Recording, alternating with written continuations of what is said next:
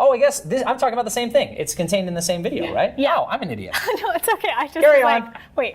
You We're are saying the much same smarter. thing. You should just do what you. Yeah, that was right.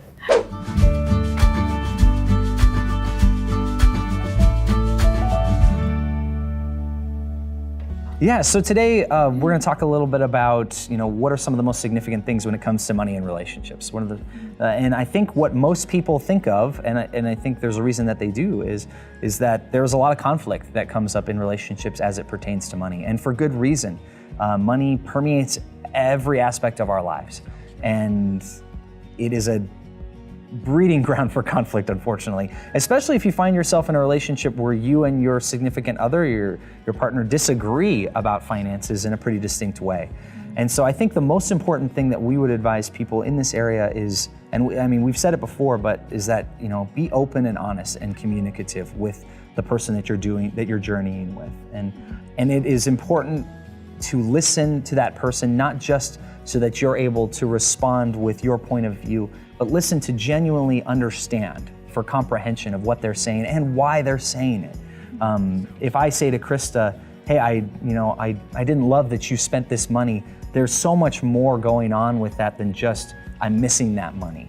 Yeah, and I think a lot of what John's saying is about how you listen or communicate, but in order to do that well, you actually have to know yourself. So another thing that I would say is it's important in any relationship, whether it's a friendship or parent-child relationship or this type of partnership, that you know who you are. Know who you are financially. Know if you're a spender or saver. Know how you feel about big purchases or saving for retirement versus paying off student loan debt. Like, if you know those things, you can have better conversations about them than if you're just, I feel this way, but I'm not really sure why I feel this way. So do some self-exploration, and that will really help your relationship in terms of finances.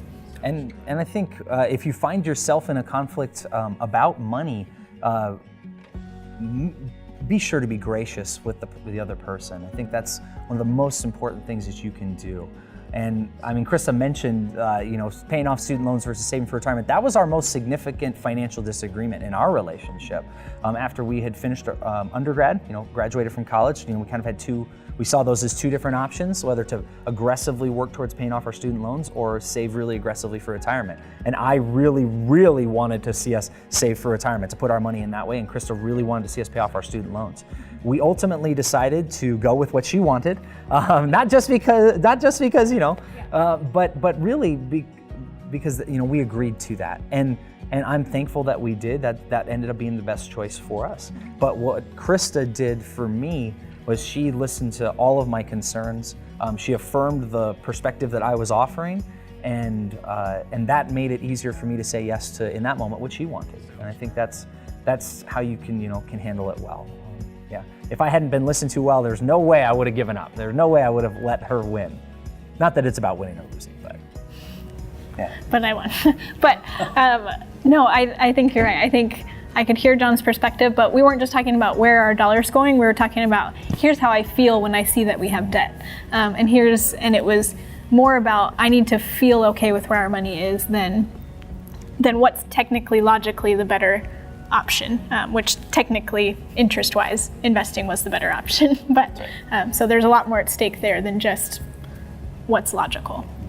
Thank you for sticking with us and hearing us out on why money and communicating and all of that is important in a relationship. If we could leave you with one thing, it's just to know that when you're talking about money, you're not just talking about dollars and numbers. And while that is all money technically is, there's a lot that goes into that. So know yourself, know how you feel about money, and then listen well to your partner, and your financial conversations will be much better. Yeah, and if this is the first video that you've caught, we have a whole series of these, so you can look back at and view those. And we just really want to do whatever we can to help people that we encounter be financially successful, in whatever way that looks like for them. And for those of you who might be nervous to talk about money with your significant other, our gentle encouragement to you would be to start that conversation. In whatever way you feel comfortable doing. That's the best advice that we can give you, particularly if it's one that you haven't had. Start that conversation now, because it's empowering once you jump into it. And if you're looking for help or assistance in this area, if you're like, I don't even honestly know how to start this conversation with my significant other, Spokane Federal Credit Union is here to help. What we offer is not just a place where when you come in, your financial best interests will be protected, but also a place that wants to help you have these types of conversations. Even down to offering, we offer individual financial counseling, credit counseling services for individuals or couples. So we would be happy to be a resource for you to offer, how to start that conversation, because often starting is the hardest part. So if you need help for the road ahead, Spokane Federal Credit Union is certainly here to help.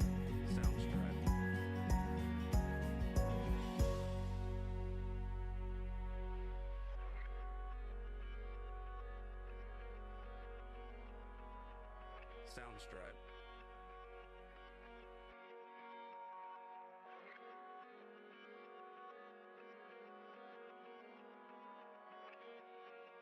Soundstripe.